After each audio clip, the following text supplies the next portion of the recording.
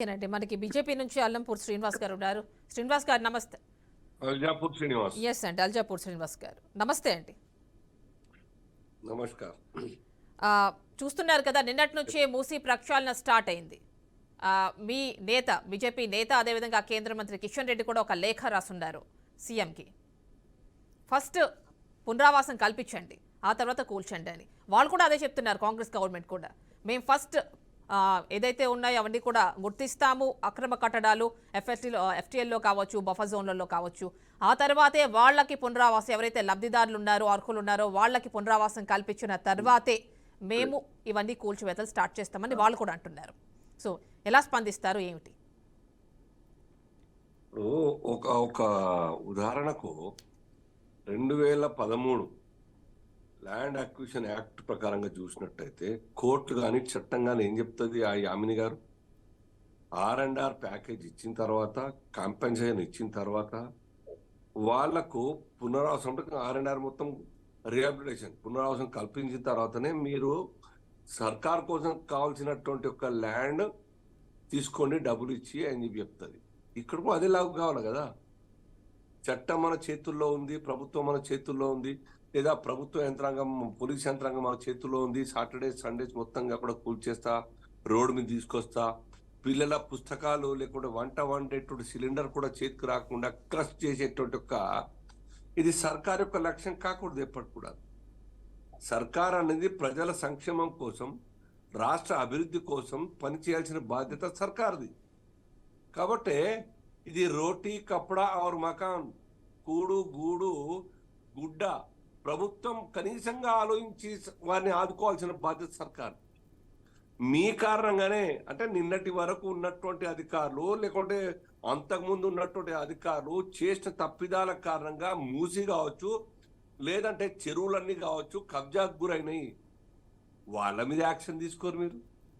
వాళ్ళ యొక్క ఫైల్ ముందర పెట్టి ఏ ప్లాట్ మీద పోతున్నాం, ఆ ప్రాంతంలో ఎప్పటి నుంచి వాళ్ళు ఉంటున్నారు, ఆ ఉంటున్నటువంటి సమయంలో ఏ అధికారి ఉన్నాడు, ఆ అధికారి ఏ రకంగా కరెంట్ కనెక్షన్ ఇస్తాడు, ఈ రకంగా ఏమీ ఆలోచించకుండా వాళ్ళని బాధ్యత చేయకుండా ఇష్ట రీతిన తీసేస్తా అంటే అన్యాయం అవుతుంది కదా యామిని గారు. మేము అదే చెప్తున్నాం. సుందరీకరణ కావచ్చు, ప్రాపర్టీ ప్రొటెక్షన్ కావచ్చు, ఈ యొక్క నగరం యొక్క పేరు దేశవ్యాప్తంగా ఇంకా విశ్వవ్యాప్తంగా వెలుగొందాలంటే ఈ యొక్క నగరం అన్ని రకాలుగా సౌకర్యవంతంగా కావాలి. విదేశీ కంపెనీలు కూడా ఈ యొక్క సిటీకి రావాలి.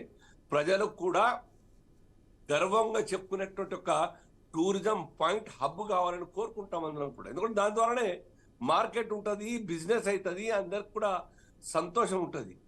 కానీ వచ్చిండే తడవ, ఐడియా వచ్చిన తర్వాత తెల్లారి అమలు చేస్తా అంటే ఈ కోర్టులు ఉండేందుకు, చట్టాలు ఉండేందుకు, ప్రభుత్వం యొక్క బాధ్యత విస్మరించి నేనేదో చెయ్యాలి, తుగ్లక్ లాగా నేనేదో చేయాలి, హిట్లర్ లాగా అంటే కరెక్ట్ కాదు. ఇన్ని రోజులు చెప్తూ సుమారుగా 2 మాసాల నుంచి నడుస్తున్నట్టు ఈ తతంగం యామిని గారు ఈ యొక్క ఎన్నడూ కూడా ముఖ్యమంత్రి గారు వారి పట్ల దయతోని స్పందించిన పాపాన పోలేదు. నిన్నాక మొన్న ఒక్కసారి పునరావాసం గురించి మాట్లాడారు. అంటే అంతకుముందు వారు ముఖ్యమంత్రి కదా 2 మాసాల నుంచి.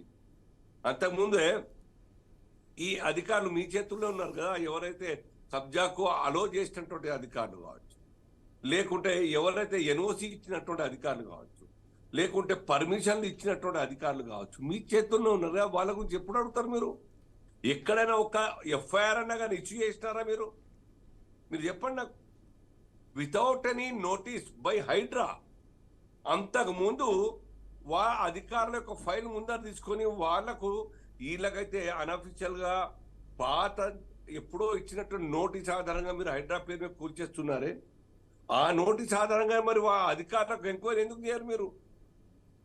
వాళ్ళ మీద యాక్షన్ ఎందుకు తీసుకోరు? వాళ్ళ యొక్క పేమెంట్స్ ఎందుకు ఆపరు? రిటైర్ అయితే వాళ్ళ యొక్క పెన్షన్ ఎందుకు ఆపరు? వాళ్ళ బెనిఫిట్స్ ఎందుకు ఆపరు? వాళ్ళ మీద ఎఫ్ఐఆర్లు ఎందుకు కావద్దు? These are the 6th or 7th party in these cases Yamini గారు. లేఅవుట్ కావచ్చు, ఇరిగేషన్ కావచ్చు, కరెంట్ కావచ్చు, ఇంకా అనేక ఇతరత్ర పర్మిషన్లు వాళ్ళ సంతకాలు అయిన తర్వాత వారు 6th or 7th man to occupy the position. వాళ్ళు ఏమని వాళ్ళు కావాలి, ఏ2 కావాలి అధికారులందరూ కూడాను బై యాక్సెప్టింగ్ బ్రైబ్ వాళ్ళని ఆక్యుపై చేసేటువంటి ఒక ప్రక్రియకు సపోర్ట్ చేసేటోళ్ళు మీరు సంతకాలు చేసి. సో ఇవన్నీ వాళ్ళు బాధ్యులు కాకుండా గరీబుల మీద పంపిస్తా అంటే ఇప్పటికీ భారతీయ జనతా పార్టీ ఈ యాక్షన్స్ నిర్ణయాన్ని, సుందరీకరణ నిర్ణయాన్ని, లేక్ ప్రొటెక్షన్ యొక్క నిర్ణయాన్ని బీజేపీ సపోర్ట్ చేస్తుంది. Provided poor should not be left on the roads. ఏ కోశానికి కూడా ఖాళీ చేతులతోనే రోడ్డు మీద రాకుండా ఈ 16,000 ఉన్నాయా ఇంకా ఎక్కువ ఉన్నాయా, లేకుంటే రైల్వే పట్టాల ఇరువైపులా సర్కారు యొక్క భూములు ఉంటే వాటి యొక్క దృష్టిలో పెట్టుకుని ఎన్ని ఇండ్లు ఉన్నాయి, అటువంటి కబ్జాకోర్లు ఎంతమంది ఉన్నారు, విధి లేక ఆ గుడిసెల్లో, విధి లేక కంపులో రామూర్తి గారు చెప్పినట్టుగా అక్కడ ఉంటున్నట్టు అంటే తప్పనిసరిగా వాళ్ళకు షెల్టర్ ప్రభుత్వం ద్వారా అవసరం. అంటే ఇప్పుడు ఏవైతే ఎఫ్టీఎల్ బఫర్ జోన్ లో వచ్చాయో ఇప్పుడు గుర్తొస్తే తప్పు కదంటారా? ఇంతకు ముందంతా కూడా వాళ్ళు అదే మురికి కూపంలో ఉండిపోయారు. గవర్నమెంట్ డబుల్ బెడ్రూమ్ ఇల్లు అంటోంది, వాటిలో ఎందుకు వాళ్ళందరికీ కూడా కేటాయింపులు చేయలేకపోయారు? అఫ్ కోర్స్ ఇది దీనికి సంబంధించిన మ్యాటర్ కాకపోయినప్పటికీ కూడా నిర్లక్ష్యం ఎన్నడన్నా మాట్లాడినారా యామాని గారు? లాస్ట్ గవర్నమెంట్ కూడా ఎన్నడన్నా రైల్వే పట్టాల వెంబడి ఉన్నటువంటి ఒక పేదలు గుడిసెలు వేసుకునే టీన్ షెడ్లు వేసుకున్నటువంటి ఒక పేదల గురించి ఒక దిక్కు వాళ్ళు బయలు పోతా ఉంటారు, అక్కడ కూర్చుంటా ఉంటారు. మనం చూడమా ట్రైన్లలో పోతా ఉంటే ఆ యొక్క సీన్ ఎప్పుడన్నా సర్కార్ ఆలోచించింది? ఏదో సర్కార్ కావచ్చు కాక, whether it could be Congress or previous government, TRS government, ఎన్నడన్నా అరే కట్టి 10 ఏళ్ళ 9 ఏళ్ళ 8 ఏళ్ళ బీఆర్ఎస్ చెప్తుంటారు లక్ష్యం కట్టం. బీఆర్ఎస్ పార్టీ అట్లా ఆలోచించింది కాబట్టి బీఆర్ఎస్ పార్టీ అట్లా ఆలోచించింది. దాదాపు 1,00,000 వరకు ఇండ్లు కట్టింది. నేను అది చెప్తున్నా. 8 సంవత్సరాలు ఆయా 7 సంవత్సరాలు ఆయా కదా యామిని గారు. ఆ 8 సంవత్సరాలు 7 సంవత్సరాలు ఎందుకు పంపిణీ చేయలేదు ఫస్ట్ చెప్పాలి సర్కార్, బీఆర్ఎస్ సర్కార్. ఆ రోజు అరే పుచ్చులుడిపోతున్నాయి, దర్వాలు పిక్కబోతున్నారు, అన్సోషల్ ఎలిమెంట్స్ ఆక్యుపై చేసి గలీజ్ పనులు చేస్తూ ఉంటారు. అవన్నీ కూడా అన్యూజ్డ్ అక్కడ ఉంటున్నాయంటే ఎంత నిర్లక్ష్యం పాత సర్కార్ది కూడా. ఈ సర్కార్ కూడా అదే కోల నిర్లక్ష్యం చేస్తూ ఉంటే ఎట్టయితే అధికారుల గురించి సింపుల్ గా ఒక ఆర్డర్ ఇవ్వడం కాదు, హైడ్రాక్ పవర్ ఉందని చెప్పేసి ఇష్టారాజ్యంగా చేయడం కాదు. మేము సపోర్ట్ చేస్తాం ఇల్లీగల్ యాక్టివిటీస్ కి, మీరు వాళ్ళని యాక్షన్ తీసుకుంటా ఉంటాం. We won't interfere. ఇంకా మీరు మేము రికమెండేషన్ కూడా చెయ్యం. కానీ దయా హృదయంతో, మానవీయ కోణంతో పేదోళ్ళ మీద, బతకనికి వచ్చిన వాళ్ళ మీద మీరు ఒక చల్లని చూపాల్సిన బాధ్యత ఉంటుంది. వాళ్ళు ఏం పాపం చేసినారండి? హైడ్రా గురికై రోడ్డు మీదకి వచ్చినారు. ప్లాట్లు జీవిత లక్ష్యం ఒకటి ఉంటుంది వాళ్ళకు. ఒక ఇల్లు, చిన్న ఇల్లు కట్టుకోవాలి, 100 గజాలు 150 గజాలు కట్టు. అది కొని మోసపోయి కొన్నందుకు రోడ్ల మీద ఖర్చు, అపార్ట్మెంట్లు కడతా ఉన్నారు. వాళ్ళు పెద్దోడు బిల్డర్ అవుట్ అయిపోతే ఏం కాదని ఇంకా ప్రాపర్టీస్ ఉంటాయి, ఇంకా బిజినెస్ ఉంటాయి. వాళ్ళ జీవితంలో ఒక్కసారి లోన్ తీసుకొని అతి కష్టం మీద లోన్ తీసుకొని కట్టుకుంటా జీవితకాల అచీవ్మెంట్ అనేది, జీవితకాలం పాటు అచీవ్మెంటే ఒక మధ్య తరగతి వ్యక్తి కావచ్చు, ఏ వ్యక్తికైనా ఏ కుటుంబానికైనా జీవితకాలం పాటు కష్టపడి సాధించేటువంటి ఒక అచీవ్మెంట్ ఇల్లు అనేది, సొంత ఇల్లు. మరి వాటిని కూల్ చేస్తే ఇప్పుడు ఎవరు లబ్ధిదారులు అవుతారు? మధ్య తరగతి వాళ్ళ పరిస్థితి ఏంటి? అదే చెప్తున్నా. మధ్య తరగతి వాళ్ళు ఎన్నడూ కూపప్ కావాలి, వాళ్ళు మళ్ళీ ఎన్నడూ ప్లాట్ తీసుకోవాలి, మళ్ళీ ఎన్నడూ ఇల్లు కట్టుకోవాలి, ఇది కదా.